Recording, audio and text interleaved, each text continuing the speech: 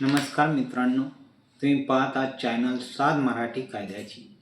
या चॅनलवर आपण आज पाहणार आहोत जुने फेरफार रद्द करण्यासाठी किंवा अपील दाखल करण्यासाठी जर विलंब झाला तर आपण काय करायला हवे. महाराष्ट्र जमीन महसूल अधिनियम कलम 251 प्रमाणे असंच जर अपील विहित मुदतीत दाखल केलं नाही तर अपेलंट अधिकाऱ्यांना जर संयुक्तिक कारण योग्य वाटले तर अपील दाखल करण्याची मुभा हे कलम देत.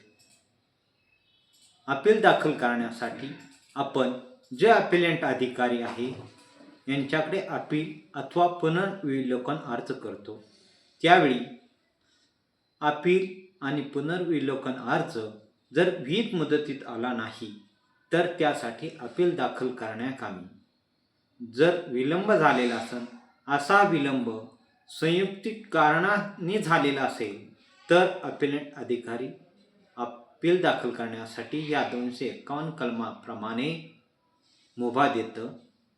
दुसरी एक गोष्ट, अपील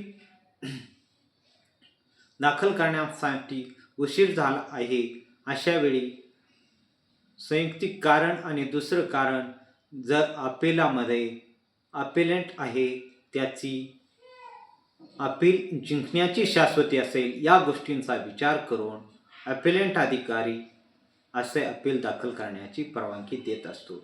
आता अपेलंट अधिकारी कोणता, तर जर फेरफार असतील तर फेरफारच्या विरुद्ध आपण अपील प्रांत अधिकारी SDO यांच्याकडे करत असतो.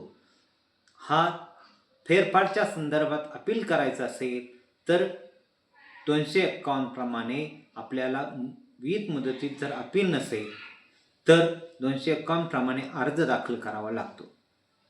धन्यवाद.